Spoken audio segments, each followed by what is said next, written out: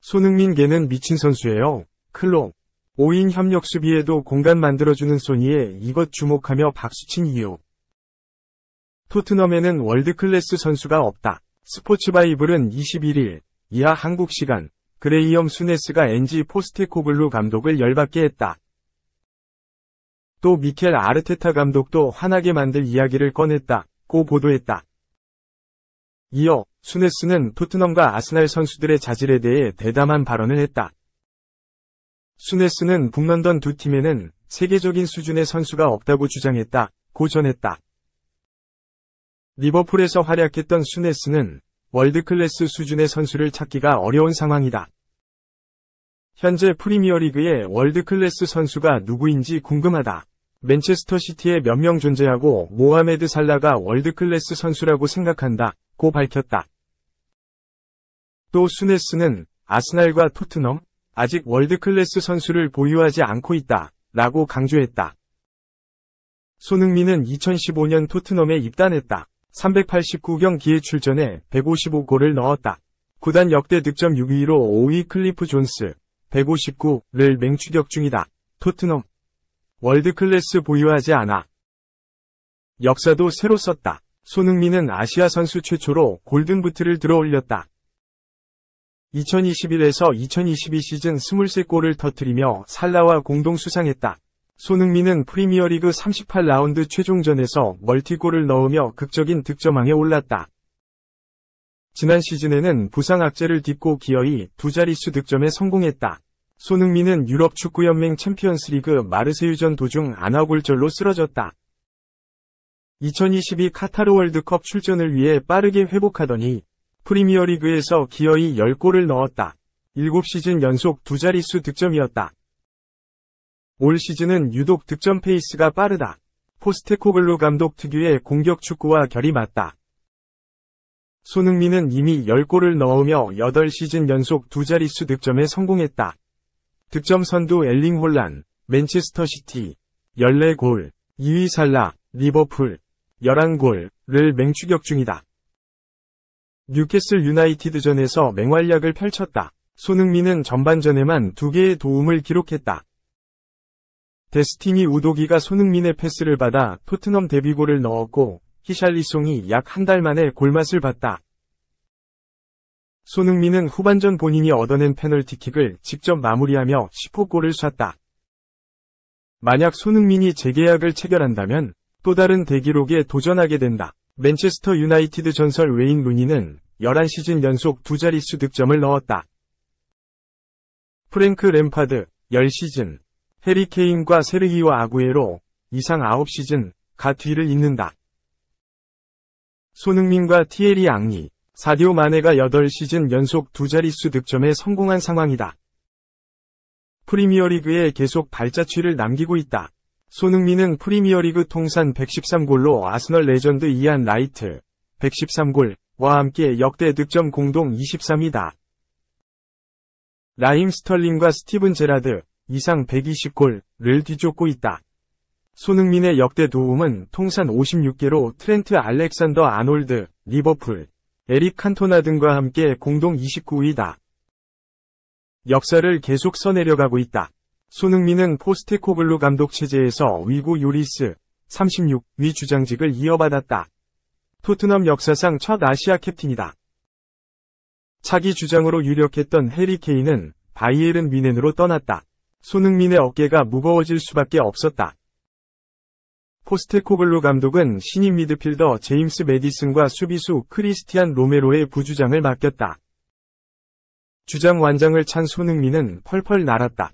주로 측면에서 뛰던 손흥민은 히샬리송의 부진으로 중앙 공격수로 자리를 옮겼다. 우려를 뒤로하고 완벽하게 적응했다. 현지 매체는 손흥민이 케인의 부재를 완벽히 메웠다 라고 평하기도 했다. 가디언에 따르면 포스테코글루 감독은 좋은 공격수들과 함께할 수 있어서 행운이었지만 알다시피 손흥민은 프리미어리그 공격수들 중 모든 면에서 엘리트이다 라고 극찬했다. 이어 정상 궤도로 달린다면 모든 게 끝났을 때 손흥민이 뛰어난 공격수 중 하나가 아니라면 난 매우 놀랄 것이라며.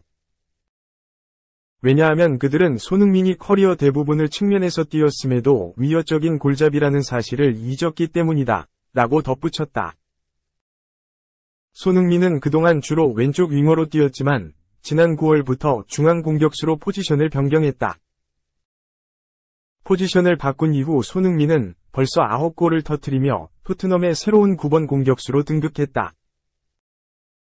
최근 다시 윙어로 돌아오긴 했지만 포스테코글루 감독의 손흥민 시프트는 대성공을 거뒀다. 이에 대해 포스테코글루 감독은 난 손흥민을 박스 안으로 투입하고 있고 이는 그가 올해 벌써 9골을 넣은 이유라며 손흥민은 뛰어난 선수였고 이는 내가 토트넘에 오기 전에도 알고 있었다. 매일 그가 보여주는 모범적인 모습은 축구선수 못지않게 한 명의 인간으로서도 정말 훌륭하다 라며 칭찬을 아끼지 않았다.